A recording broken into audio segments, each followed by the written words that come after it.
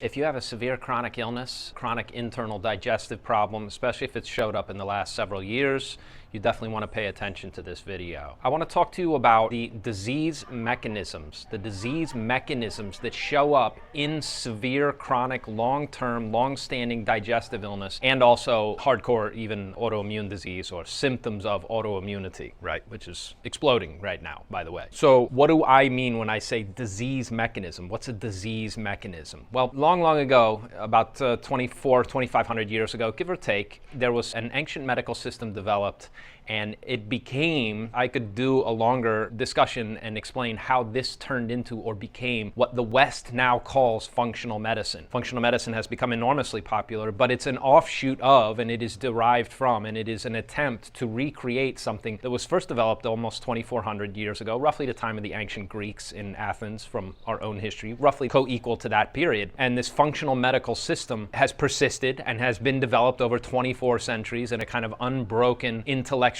debate about sort of how health and illness come about, how illness develops, and what to do about it, right? And this functional approach to healing, especially chronic conditions, has tremendous advantages over the mainstream medical system where you go back to the doctor over and over again, and you get another pill that helps with the symptoms that the last pill gave you, and then you take another pill after that, right? And you never really make any progress, and suddenly you're taking, 5, 6, 7, 8, 19 different medications, and your chronic condition is basically still there, right? You haven't been able to do anything with it. Now you're just taking more pills, causing yourself more misery. The great thing about this ancient medical system is it really does show you, the individual, the patient, how to heal your own chronic condition.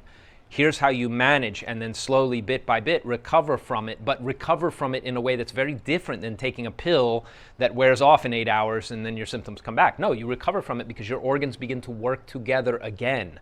And when the organs come back together and work together like gears in a machine, you realize that the best thing that you have going for you is your body's own healing system. It's your body's own ability to figure out what's going on and then use the design that's already built into it to sort of put things back in order so that your body heals by itself on its own without excess pills and interruptions and intervention from, say, the modern medical system. It's a marvelous, elegant system, and I've taught it to children as young as 12. So let me talk to you about the disease mechanisms that I see over and over again when it comes to people with chronic conditions. If you have a chronic digestive illness, you will have certain symptoms, okay? Could be difficulty swallowing, could be poor elimination or excessive elimination, like you run into the toilet 7 times a day. Dry stools, right, if your intestines get dry. You could have lots of mucus in the body that causes all kinds of havoc in your intestines. You could have food stagnating, waste that's built up inside your intestines that's bloating you and causing all kinds of excessive bacteria that grows inside the small intestine, large intestine, and this causes bloating and very foul smells and things like this. You could be excessively tired. Right? Chronic fatigue is a digestive problem. Right? When you have chronic fatigue, what's happening is your digestive system is overburdened, overworked. You could have, severe autoimmune disease like IBS or Crohn's disease or colitis or diverticulitis or X, Y, and Z, right? Fill in the blank. All of those things can be traced back to the function of your digestive system, and in particular 4 organs that I refer to as the pivot, or 4 different imbalances that have to do with the organs that either keep you healthy and allow you to digest and eliminate properly so that all your other bodily systems have the energy that they need and the nutrients and all the nourishment that they need to keep your body running the way it was designed to. This is what I call the pivot. It's about certain organs, the liver, spleen, and stomach for sure, but it's also about more than that, okay? The pivot is the system inside you that keeps you healthy. The pivot is the thing that knows how to heal you without any kind of intervention. It just does what it already knows how to do, and your body recovers on its own. That's your pivot. So disease mechanisms in chronic digestive illness. Number 1, first of all, if you have a chronic digestive illness, by definition, right, what you have is some kind of dysfunction in this constellation here. This is the stomach, this is the spleen, the liver's in red, and the intestines are down here in black, okay? You typically, right, somebody with chronic digestive illness, you ingest some amount of food, the food goes into the stomach, the spleen has a role to play. I like to explain this, it's very simple to understand. The spleen is like the digestive fire. If you think of the stomach like a pot, you put the food into the pot just like you would on your stove, and then the spleen has to do something that cooks the food, right? Cooks the food metaphorically, and this allows nutrients to get into your bloodstream, okay? This is not a Western medical understanding. This is an ancient medical understanding. And the importance about the difference between the two will come clear later, but that's not important now. The important thing is we're going to be consistent with this ancient medical way of thinking rather than a strictly biomedical way of thinking and chemistry and molecules and all the rest, which is very confusing for most people. The ancient system is very easy to understand, so we're going to stick with this because it also happens to be more empowering for you if you have to heal and recover from a chronic digestive illness. So the food gets into the stomach. If the spleen is weak, pretty much everybody with a chronic digestive illness, like you wouldn't have digestive illness if your spleen wasn't weak. It's because your spleen is weak that you have digestive symptoms in the first place. If it was strong, you wouldn't have any symptoms. Your body would just know what to do and overcome stuff. The spleen has hit its high point roughly around age 35. It is never stronger than it was in the first 35 years of your life. After that, it is already peaked and headed down the other side of the mountain. And so you put food into the pot here in the stomach, and what happens? You don't get good digestion. It doesn't cook the food, right? It doesn't help get nutrients out of the food. It actually allows a big ball of mud, a big ball of half-digested sludge gets passed into your intestines, and this sludge builds up in the intestines, and we refer to this as food stagnation. Food stagnation is the root cause of a ton of different chronic digestive imbalances, from IBS to hiatal hernia to acid reflux to diverticulitis to whatever, right? All of those will have an element of very severe, usually food stagnation. It's a problem every day. It's added to every day, but you don't just blow up and explode, right? You have elimination, but your elimination is also very, very poor, and a lot of things get in through the lining of your intestine. You're supposed to absorb nutrients through there, but because you have this waste building up, you even get bacteria and all kinds of weird stuff gets through the membrane. Your intestine is very thin, like a water balloon, and it allows all kinds of stuff to get in to your bloodstream through the wall of the intestines, and we call this leaky gut syndrome. That's autoimmunity. That's it right there. Like you're headed for an autoimmune condition, or that's full-blown autoimmune disease, okay? And so food stagnating in the intestines is a big cause of digestive illness. It came from this weak spleen over here. The spleen was not able to help cook the food in the stomach. It was not able to help distill out the nutrients and spread those around the body the way it's supposed to and the way it's designed to do. And when all of that is going on, your liver is working harder and harder and harder to keep the body going. Now, in biomedical kind of thinking, and if you think in terms of molecular biology and chemistry, the liver produces glucose. That's its primary activity. It has to produce this kind of sugary substance that goes into your blood, and then that glucose nourishes all the cells and your body can function right. That's okay. It's a little simplistic, but that is also accurate, right? The liver has to do all these chemical processes that result in glucose that then gets put into the bloodstream and then spread around the body with circulation. Okay, fine. But the worse this part works, the more food stagnation you have, the more food you eat, right? If you feel a hunger signal every hour, right, your stomach is working really hard, right? That feeling of burning that says time to eat, right? That's stomach heat. That's a sign that the stomach is also very, very active, and you're eating, and then an hour later you're eating again, right? And that's the main driver that causes this food stagnation here. But your stomach is overheated. Your spleen is exhausted. Your spleen is trying to keep up with the workload that keeps showing up in the stomach and trying to digest things and send the nutrients where they need to be and give the liver what it needs to do its job, but it cannot do its job. And so the liver has to work harder. And this heat builds up in the liver as the liver is functioning more and more intensely and longer, right? Like it never gets a break, right? It just has to keep working to keep you going. That's stress. That's what stress feels like. That's how you experience it. That's your liver working itself into a poor state that causes heat, which tells the stomach to eat more food. And then the stomach gets more food, and then the spleen gets more exhausted because it can't keep up, and then food stagnation gets worse, and then the heat gets worse because the liver is working even harder, and that tells your stomach that you're hungry again, and round it goes. That's how you get locked into a severe chronic digestive illness. These mechanisms, too much heat in the liver, too little function in the spleen is exhausted, it cannot keep up, right? It's not just that it's unable to, like it has a backlog of work, it's also incapable of dealing with that backlog. Okay, the stomach, of course, burning in the epigastrium, right? Gastritis, right? That's a sign that the stomach is too hot, right? It's very, very common for chronic digestive illness. And then, of course, bloating, gas, poor elimination, loose stools, dry stool, whatever, right? Something going on with the intestines as well. Okay, if you take all of that and put that whole picture together, what you have is a very, very good mental model. And I'm not saying that all of these mechanisms are happening to everybody with chronic digestive illness all at the same time, the same way for every person. No, The variation is that for certain people, perhaps, right, signs and symptoms of heat in the liver are the most dominant, or it's very obvious that there's a weak spleen. And there are symptoms, there are common, easy to recognize, like if I gave you a checklist, do you have difficulty swallowing? Yes or no? Do you wake up at 1 to 3 a.m. in the morning?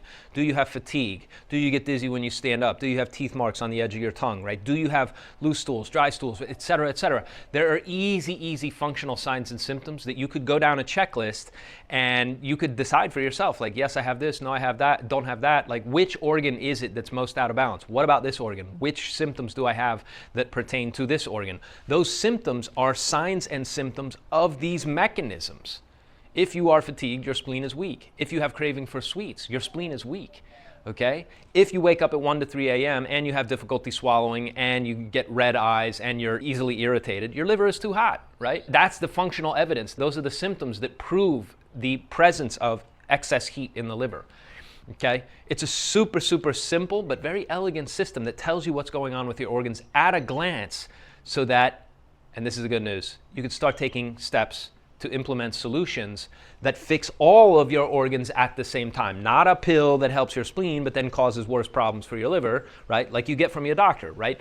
If you have acid reflux, you go to the doctor, they give you one pill that blocks stomach acid. Like, wait a second, like, excuse me, don't you need your stomach acid? Like, isn't it kind of important to your digestive process? Like, if you don't have it, don't you kind of make things worse in a certain way? Like, has anybody thought of this? No. In the modern medical system, that's how they treat this. Everybody with acid reflux has too much stomach acid. Let's just block stomach acid.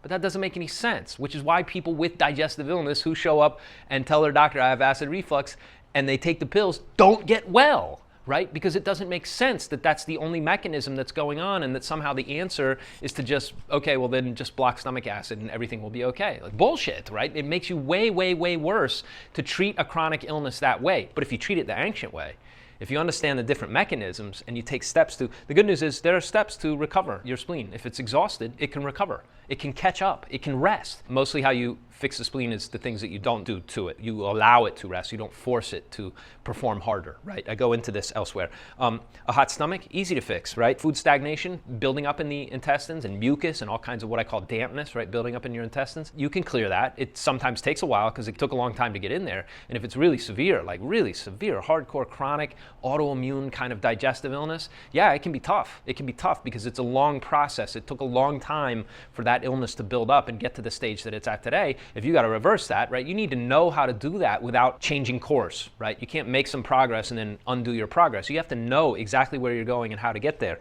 Overheated liver, most common thing that I deal with. If you're interested in this kind of healing, ancient healing that really brings the power of your body's own healing system and puts it back in your hands, so that you're not relying on doctors and another prescription and another prescription and another prescription, like over and over, year after year. If you want to get your health back, you actually don't have any other choice because modern medicine doesn't have anything else to give you. There's really not anything else that modern doctors can do for you. If you have a chronic, severe chronic internal digestive condition, you're out of luck. Right? You're out of options. If you keep going back to the modern medical system, you're going to keep getting the same kind of results because they don't have any other solutions for you.